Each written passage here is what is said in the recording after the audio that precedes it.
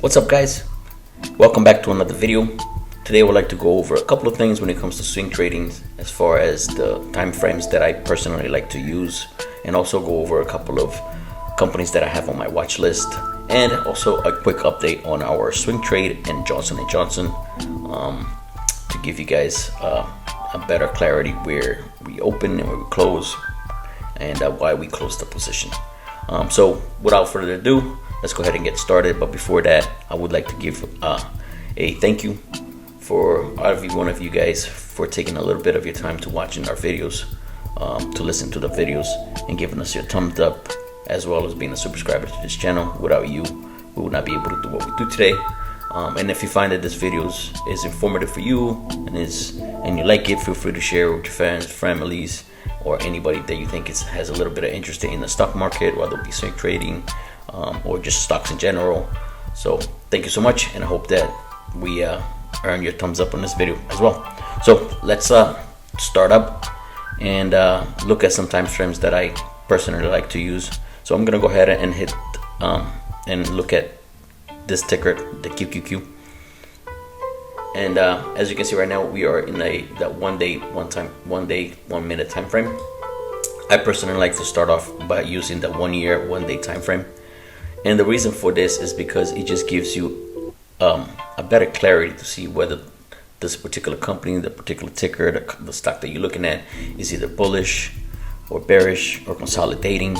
So then from there you can try to make a decision whether it would be a good swing trade, or if you need to set up some alerts, so that way when it hits your alerts, then you can go back and check it out, and you also can jot down on your notes to see when would be a possible entry, when would be a possible exit. So right here we are in the 1 day 1 year time frame. Like I said, I like to look at this time frame just to give me an idea of where the stock is going. As you can see, the QQQ has been a little bit bullish. It's been a lot. It's been very bullish this year. As you can see, it's been on an uptrending pattern above the EMA line for the past months, until we started to see a nice little consolidation right here, where it didn't make any movements to the upside nor to the downside. So from here we can see a consolidation can only mean two things, guys. You can either go all the way back down, or it can continue to shoot up. But just like we see it broke these supports over here at 380 and started to gap up a little bit more, and now it's becoming a little bit more consolidating. So, but anyways, this is not what we're not here to break down QQQ. We're just here to go through the time frames that I like. So, yes, okay. So once we see that the company that we're looking at is either uptrending or consolidating or is downtrending, we can go over and look at other time frames. The second time frame that I like to look at it's the 180 days and the 4 hour time frame. Reason for that is that because it just gives me a little bit of a more in-depth look at what this particular company is doing throughout the day, and not just the 1 day candle. So as you can see, we can see that QQQ is being extremely bullish. That tells me that maybe this might not be a good play to do a swing trade, because we're a little bit too late on it, right? Correct. So basically what we do, we will just wait to see a full consolidation, as it's doing right now. It's consolidating really well over here, the 383 and the 390. So basically what we do is that we'll set our alert for a break below the 383, and we'll set an alert for the break above the 390. Reason for this is why, if we start seeing that it's gonna break below this support over here at the 383, it means one thing: the stock can either continue to trend all the way back down to over here to the SMA, or he can find another support again and he continue to uptrend back up to the 390. So we can possibly do a quick swing trade from the 383 all the way up to the 390 with a nice little, let's see how much percentage we can get from here. About 1.5%, close to 2% of profit. So that's looking at a 180 days 4 hour time frame. And the other, once I started seeing that, I say for example I entered a position right here at the 383 level. So the next step that I will do is I will find the next support below, which will possibly right over here around the 378.10. I would set an alert to break below And then once this alert hits, I will come back to this company, to the stock, and analyze it and see whether should I cut losses or should I add to my position, think that there's going to be a little bit more to the upside. That's when we got to make those hard decisions of it's time to lose the money, or we can continue to hold.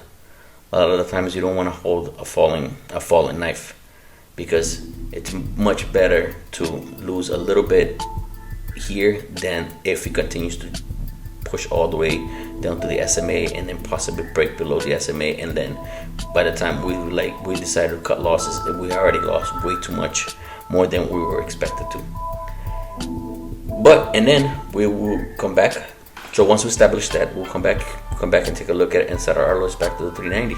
I will possibly set an alert right here at the one of the 388, just so it can give me a little bit of a time once my alert set, and I can come back to the stock again, analyze it, look at it, see if it still has room to move, or if it's just something that's gonna consolidate here. And a lot of the time it's best to just exit your position and move on to a different company. So, but once we start seeing consolidations like this, I like to look at the 10 days, 30-minute time frame. Why? Because it gives me more in depth of what this particular company is doing throughout the day. As you can see, it goes down and it comes back up, it goes down and comes back up. These are good swing trades because it offers a nice little percentage. It's not something that you're sitting on your computer just waiting for it to go up. As if you look at it, when he pushed out all the way down to the 383, there is a nice 1.5% upside. So based on your dollar amount, you have a 1.5% of profitability if you choose to swing trade. For a quick swing trade from the 383 all the way to the 390 or the 388. So guys, some of the companies that are on my watch list for a potential swing trade. Now, I don't like to keep a lot of companies for a swing trade, just because if you have too many companies in your watch list, you're gonna become too overwhelming and you're gonna lose opportunities.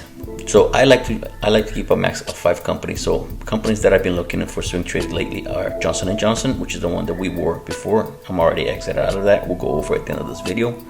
I am also looking at Canadian Pacific.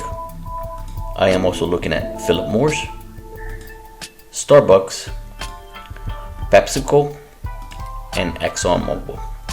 So let's go over this one, ExxonMobil. Now, like I said, I like to start out at the 1 year, 1 day time frame, just because it gives me a little bit more clarity to see where this thing is going. As we can see, it's been bearish. But also it gives us a little bit of a more insight, because here we can see a nice little potential support for ExxonMobil. So what I like to do is try to connect the line as much as possible. I'm gonna go here to give me a little bit of wiggle room to the downside. So I basically will draw down a line. Once this line is set, I like to change the properties just for me to be able to see a little bit better. So this, for me, it will become a nice little support for ExxonMobil. As you can see, this is on a 1 day time frame. Today is the 5th of December. So, and it's only 11:30, so we're not even going halfway through the day yet. So what I will do next is I will go ahead and set up a nice little alert right here at the $100.68 mark. So if it goes below this, it will alert me. And then I would like to set up another alert right over here around this EMA. As we can see, it touched it, but very few times it's broken above the EMA. But it went and touched it, broke over here, came back down, back over here, tried to touch it, and it's been like this ever since. So what I would like to do is set up an alert right over here just below that EMA for the upside, and another one a little bit above at the 105, 106. And then what we like to do after this, after I found a nice little support, I will try to go and try to look for a resistance. But I probably wouldn't do this, go more into depth into this company until I see either some type of consolidation for a nice little break to the upside. That's when I would probably spend a little bit more time. So what I would do is now I will go to the 180 days in a 4-hour time frame, and then I will just zoom in a little bit. As you can see, this is our line of support. So now I would zoom in just a little bit more so I can see a little bit better what this company is doing. So as you can see, it's still trending within this EMA, but on the downside, so it doesn't benefit us, because what we want to do is, as soon as this company Philip Morris, it starts to consolidating, as it is consolidating right here. But as you can see, today was a little bit of a down day for it, but we need to see a little bit better of a consolidation, and then possibly a nice little uptrend. So as soon as our alert starts to hit, as we have one right here at the 104.70 cents, and then we have another one here at the 105.99 cents, 106. So basically, once I start hitting these alerts, I will go back to this company and see where it's at and where is it trading at, and then I'll try to make a decision to whether or not enter a position, whether or not hold a little bit more, or to just walk away from it.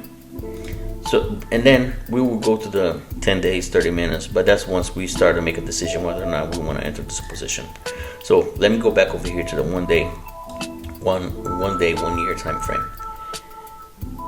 Once we start to see a nice consolidation, like I explained a little bit earlier, that's when we'll make a decision whether or not to enter a position or to stay on the sideline. So basically right now, guys, ExxonMobil for me is nothing but a hold. I set my alerts and I'll walk away from it and wait for something to come back up. The other company that I was looking at is Canadian Pacific. As you guys can see, Canadian Pacific here, in a 1 year, 1 day time frame, it's looking pretty nice. It looks like it's doing a nice little big consolidation right here in this area. It's been bearish, it's been perfect, and it's consolidating to start giving us a nice little sign for a potential uptrend. Right here, as you guys can see, I have a line of support and I have a line of resistance. Support means like it hit the support and it shot back up, came back down again, hit the support and then shot back up. The resistance is simple, it's the opposite way, right?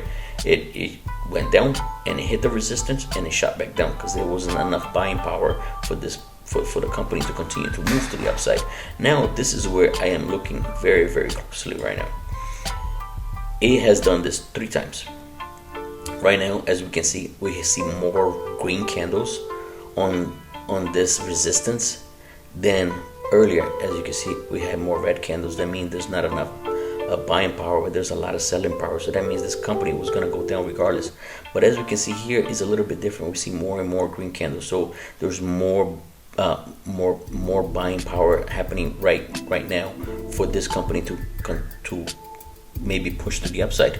So what we do is that I'll come over here and set a nice little alert at the $75, and I'll set another alert right here at the 76. Once it breaks these alerts, then I'll come back and take a look at it to see whether or not I want to open a position or whether or not I want to wait for it to move back down to possibly see if it will hold this support and possibly start a swing trade from here back to the 75, which gives us a 7.5% return, which is pretty good, right? But if we zoom in a little bit more, and then all of a sudden Canadian Pacific hits our alert at 75 and it continues to uptrend, we can possibly hold this company at, say for example, we get in at the 76. We get in at 76, allows us to give, once it breaks the SMA, allows us a nice little uptrend position to 5.75% gains on however many shares we're holding. Because as you can see, I already drew a nice little resistance line right here. As we can see, all these candles, they touch this area too many times, so that becomes a resistance. He can easily, once we're in it, and then he can easily touch this resistance again and it break above, and it possibly continue to make new highs to the 85. So right now, guys, Canadian Pacific is a company that I am really looking into starting a nice little position. I am waiting for it to break above the 75 for me to start a new size, a small position, and then from there we can either add to it or we can take profits. It's completely up to us. All right, so I hope that you guys enjoyed these 2 companies that we looked at today. The other one that I wanted to take a look at is our swing trade on Johnson & Johnson. Johnson & Johnson was an amazing play. I think he played out perfectly. The only problem that we had is that went too fast. It went too fast for us because when we were first looking at it, we wanted to start a position right over here around the $152 per share, and then ride it all the way back up.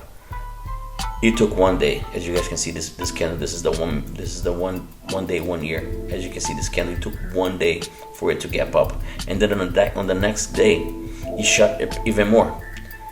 On this day, we went in and bought some shares at 155.56. So this was on this day right here. This is when I went in. I went in right over here, right at market open. This is when I decided just to go in because it was so bullish that it kept continuing to move on. So we did that. We went in at 155.56. My plan is to either exit right here at the 160 because of the SMA. Because as we can see again, if we go back, Johnson & Johnson has been rejected by this SMA for too many times more than it has been bullish above it. So it makes sense to either cut losses over here, take profits over here, or wait and see if it will continue to uptrend. I decided to go ahead and take profits, so I ended up selling all my shares at 159.50. Continues to make a nice little consolidation around this area and starts to break above. We can easily jump back in on Johnson & Johnson and then maybe ride it all the way back up to over here 169.90, 170, or up to $174 a share. If it doesn't, we can play on the sidelines and just wait for it to come all the way back down to maybe the support at the EMA to push back up or break below, and then we'll just wait. Right now I have all my alerts set for the downside. I have no alerts set for the upside, but let's go ahead and set some over here at the 160. If I were to get back in, I would like to see this at the 162. I think that would be a safer bet just because there's enough gap up. And then possibly if we got back in, I would definitely get out right around here at the 157, at the 158, just because I don't want to see it fall all the way back down and lose anything that we gained from this swing up. Okay, anyways guys, so I do hope that you like this video. Stay tuned for the next one. If you guys have any comments, write down below. Let me know how I did. Let me know what you think I should do better. Let me know where you guys are swinging. Let me know if you need me to break down any other company out there. Again, the reason for this video is also for me to get some insight from you guys. I'm sure a lot of you guys that watch this video, people that also either swing trade, day trade, or just in the stock market in general. So I hope you like this video, guys. Hit the thumbs up button, like the video for me, please. Share with your friends and family, and subscribe to the channel. Thank you so much.